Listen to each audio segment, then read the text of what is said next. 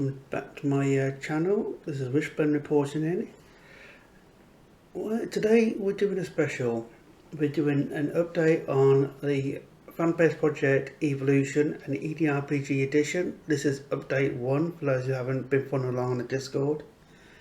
EDRPG role-playing game is created by SpiderMan Games, and it's based in the universe of Elite Dangerous, which is created by Frontier Developments. What is it, you may ask? Well, let's have a look.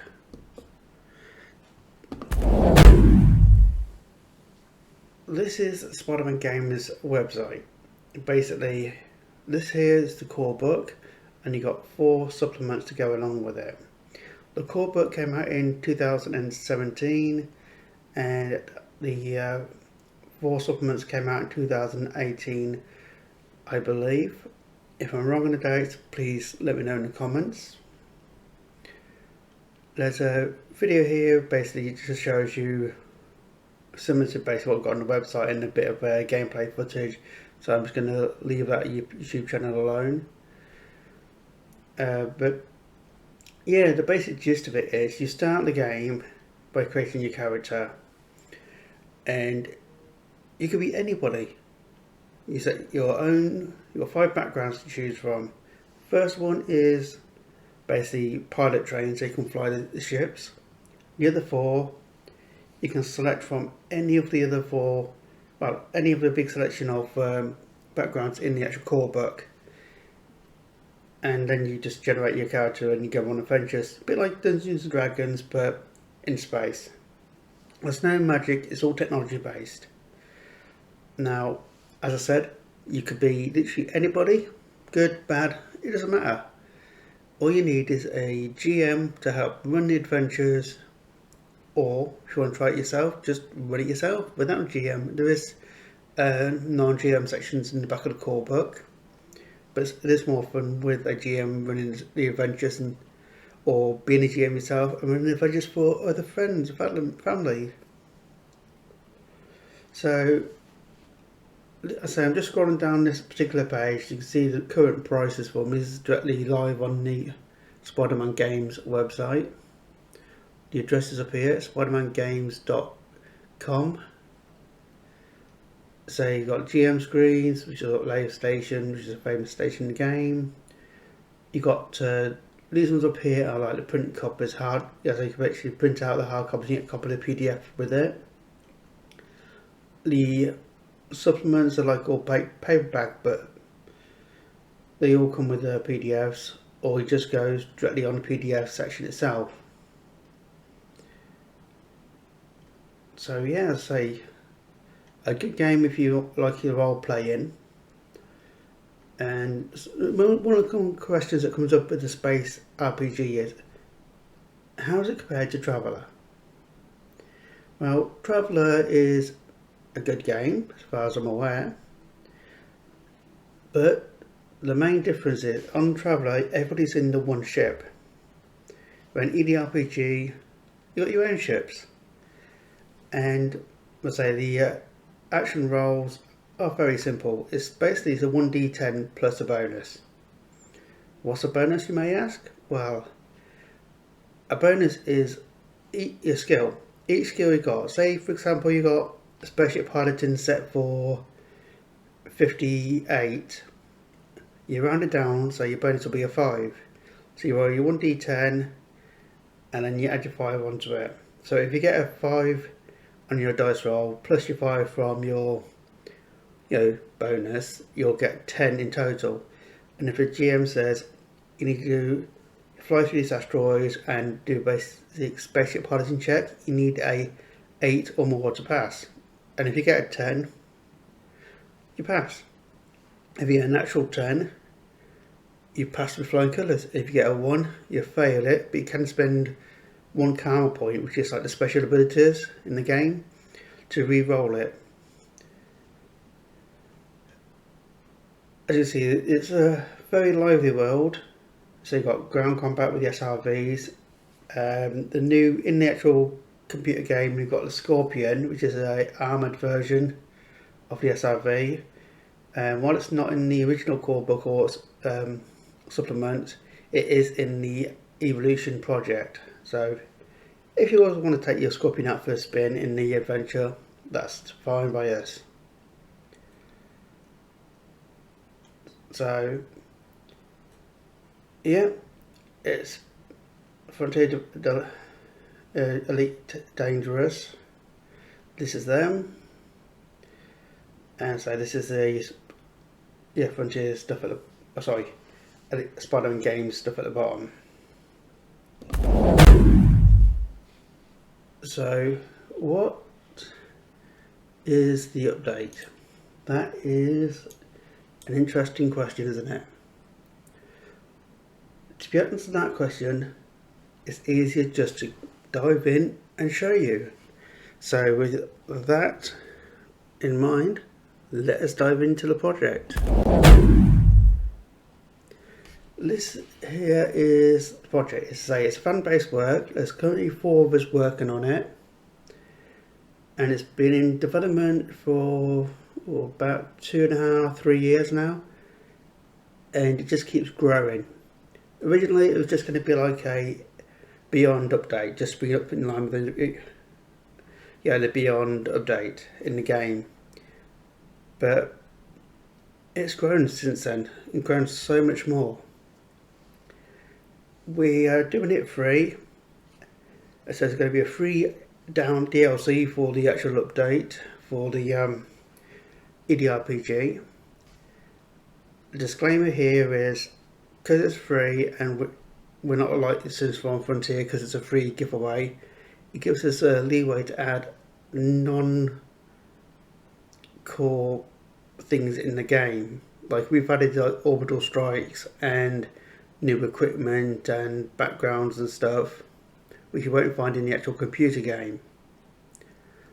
But we've based off the computer game where we can, like the Thargoids, all the interceptors and the different variations of it. We've added that at the moment, and the power plays and loads of other stuff which we'll get to as we go through this update. In the current gameplay at this time in October 2022, there's a massive Thargoid, Stargoid things heading towards the bubble. Now I'm sure when they arrive and it changes the galaxy, as Frontier is saying, it's going to add loads of new content, and we will be adding that content into this project. It's just a case of what it is and how much work it will do. So yeah, this is basically our disclaimer page, the normal Frontier disclaimer saying it's non-commercial purposes and does not reflect the views or opinions of Frontier developments, and no employee of Frontier developments involved in making it. This is important because the story of Elite Dangerous, the game itself, will not reflect what's in here. We haven't got any advance warning of what's coming, so there's no need to ask in that. We can speculate like everybody else, the fan community out there, but that would be all it is. This one here is basically Elite Dangerous role playing disclaimer. That is just for SpiderMan Games, even though they're with us and they're following along and they're helping us and that, and again the flashes update over so it matches all the other formatting at the end of the project, so it all matches up.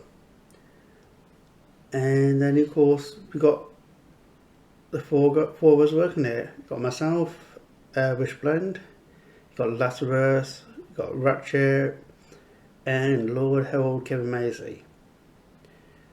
Now Lord Harold Kevin Macy, so to speak, he's actually the person who designed all the covers for the core book and the supplements in the original EDRPGs. So we're very grateful and very lucky to have him on board to help design the cover for this project. We've got our own little Discord here, so if you want to pop along and see us and join in, say hi, maybe join us in the project, who knows. yeah, just or come along and say hello. We've got links here, which is basically just like to a simple spacecraft, like on Wikipedia's. So, diving into the project, what do we have? Well, this is our index, and I give you a fair warning, it's long and big. I'll go over each section as we get to it. I'll break it down by section headers and that, so you'll be able to follow along. Hopefully, if I get the chapters added to the upload properly, then you'll be able to click on the chapter to go to whichever area you want to look at. So, diving in, we've got manufacturer backgrounds. These are all the ones in the game that we have at this time. Galactic powers. These are basically the superpowers like power play, etc. Plus additionals. So we've got Powers Alliance, Empire, Federation, and Independent Powers. These bottom three here, are new, non-game related powers. So just so you won't find them anywhere in the game.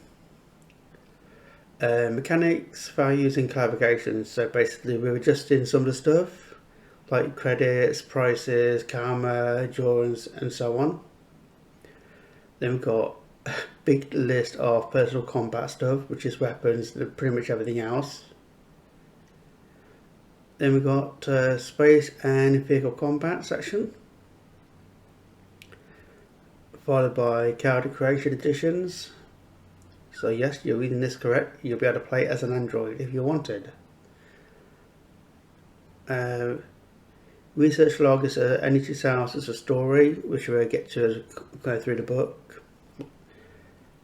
Food, drugs, and drink.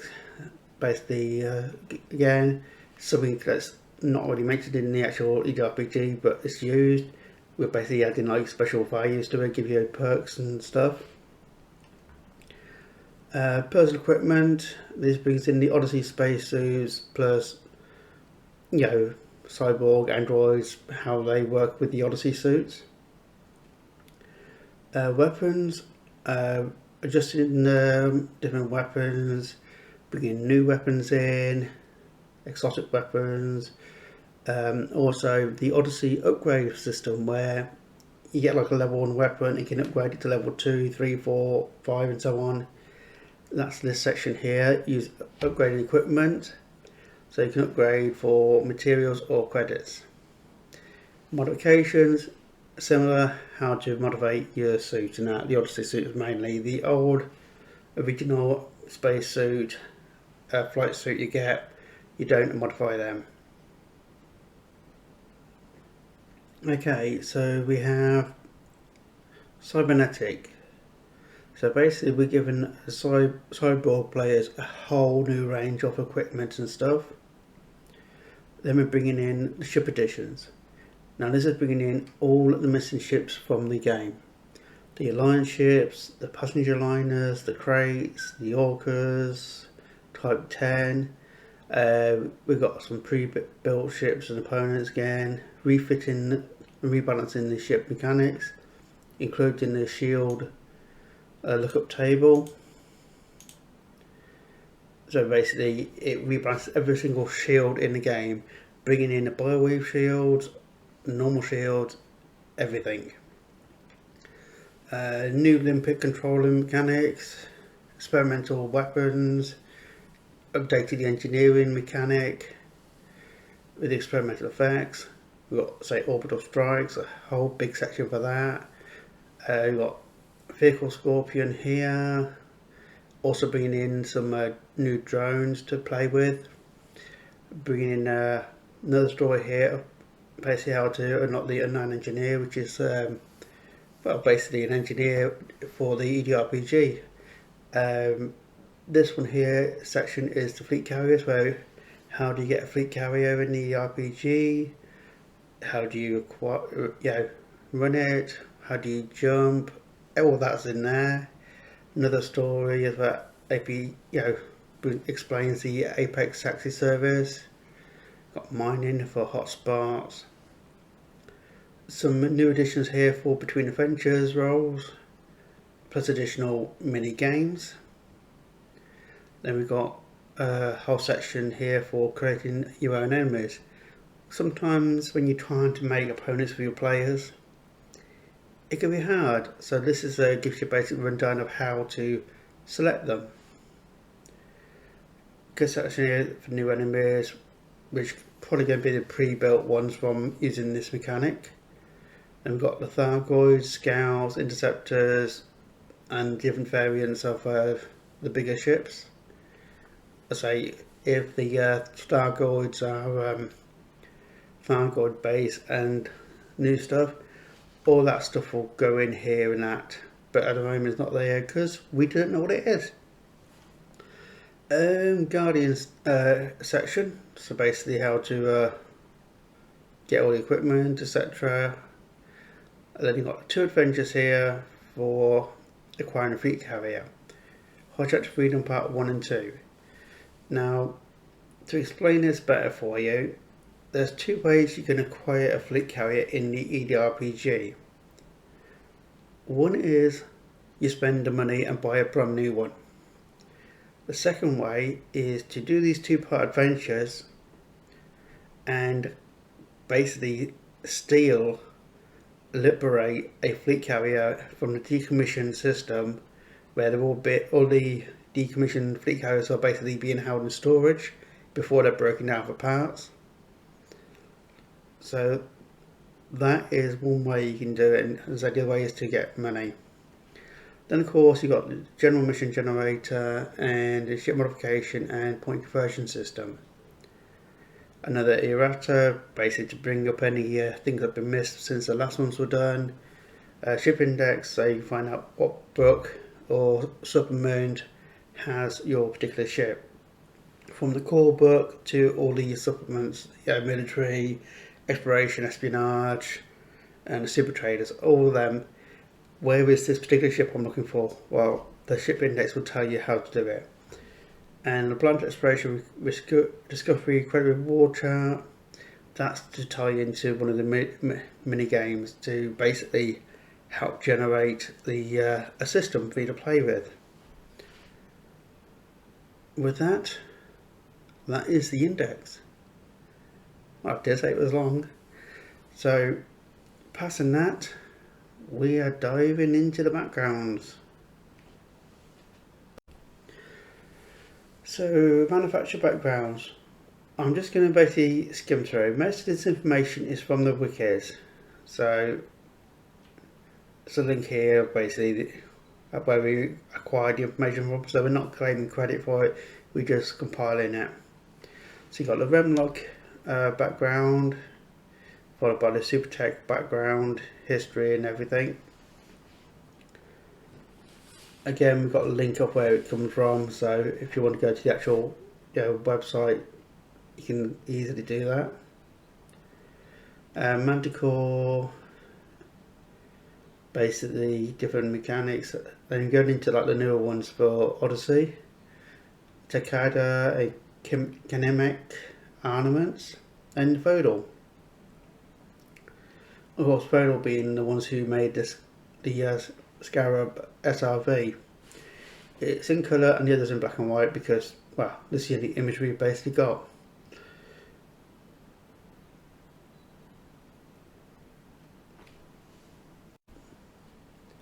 Galactic powers. So, say powers of the Alliance. This is Eminent Man, or Mano. Basically, all this information is in like the book, the game, etc. And of course, but I should also put a disclaimer that this is still a work in progress project. So while a lot of it will be finished, there will be parts which are still being worked on. Powers of the Empire, Arissa, Longfree Devel. As the power play weapons here, like the Imperial Armor Railgun, they're included in the experimental weapons and stuff later on in the project. So if you wanted to have one of them in your ship, etc., we do have them. Then we've got Alicine Deval, and yes, I know I am butchering the names, but some of them are a bit awkward to pronounce. The old prismatic shield generator. Always had fun with that when I got on my ship. I just didn't like the power play much myself, but some people do. Denton Pertreus. So, yeah, he is advanced plasma accelerator, fires twice as fast. I'm not reading the bio much because saying it's on the screen there. You can always pause the video and have a read if you want, or just look at the wikis or in-game dialogue to see what it is. Samira Double is basically just the mining laser beam lasers.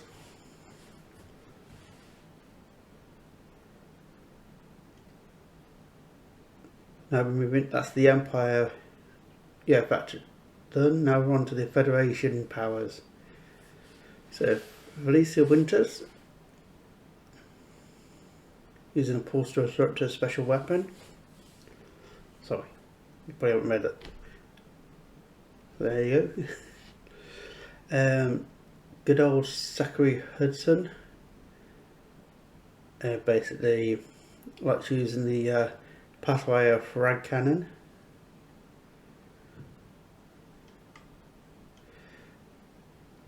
Only a couple, bear in mind. So now we've got independent powers. Apnea Dealing uses a crypto scrambler to basically overload shields without damaging the ship's hull.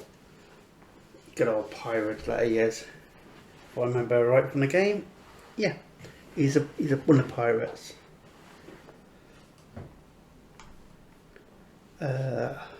Lee Young Ryu. He's the old Serious Corporation person. He basically specialises in the Pac-Hound missile system, which is basically a Seeker missile on steroids. If you've ever seen the videos of someone's all Pac-Hound missile launchers just firing with one go, it is crazy. Fun to watch, but crazy.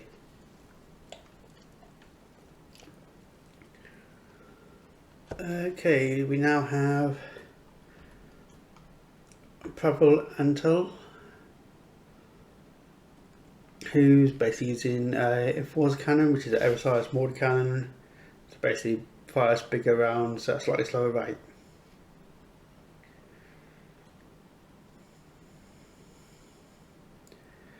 Then we have Yuri Grom,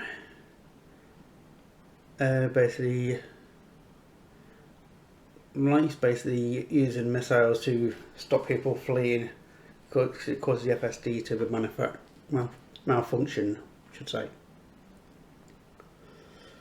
Now these three here, Vito, Marks and Olivia Brown and the collective are all EDRPG Pacific power players, galactic powers. They're not in the game at all. So I'll read these for you. Vito Marks is a former Imperial engineer who underwent a full cybernetic full body conversion and founded the Ground Zero crew and attempted to discover new technologies. The famous saying is, your body is weak, but I do not know technology that, but I do know a technology that can fix it. Any interest?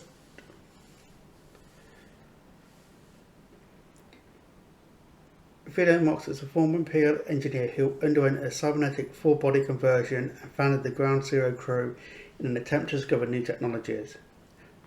His famous saying is, your body is weak, but I do know a technology that can fix that. Interested? He was born in 3263 as part of an Imperial project. He was artificially cloned and modified in an attempt to create a perfect soldier. After this project got leaked to the public, the project was officially shut down and all remaining children were adopted by personnel inside the Imperial military. Information about his brothers and sisters are classified, Rumours say that a worker part of his crew, as Vito has been spotted in company with two highly modified individuals a few times. Vito was adopted and trained by an Imperial engineer with a specialisation of energy weapons and cybernetics, who he later succeeded.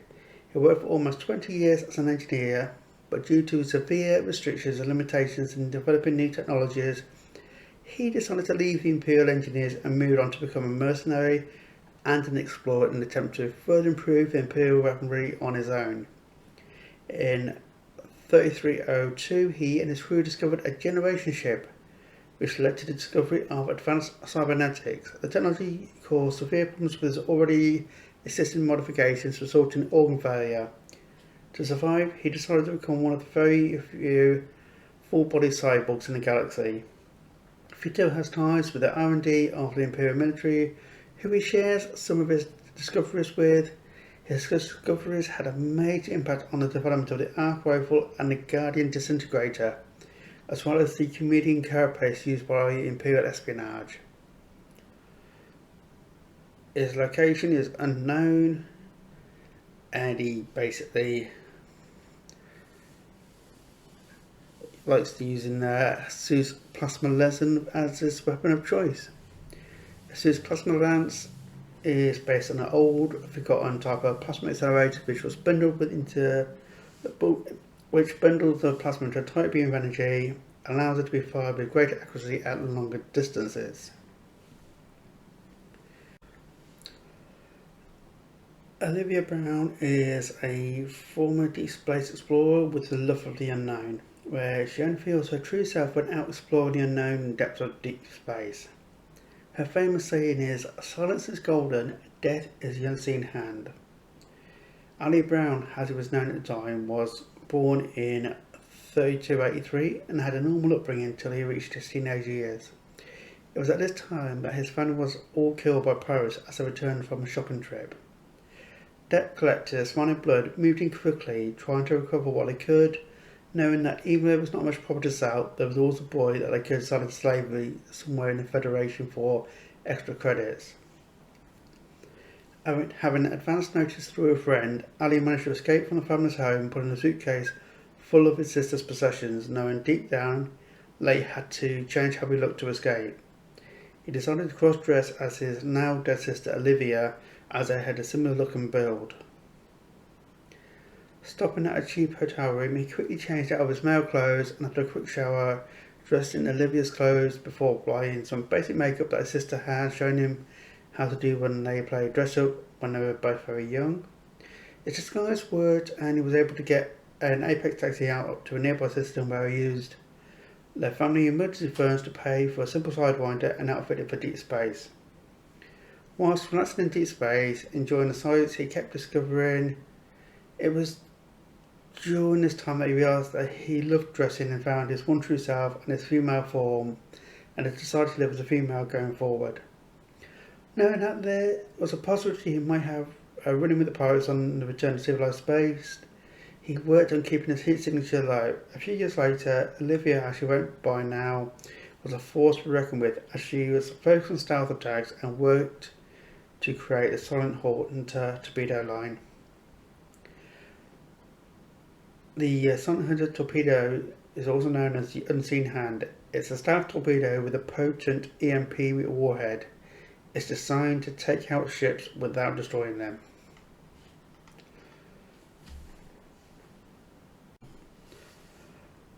The Collective. Not much is known about the leader of this group, other than its goal: free all Achilles androids from slavery. It's heard saying, "Freedom is only a matter of time." The Collective is a group classified as AI terrorists. By attack stations and corporations employ Achilles androids.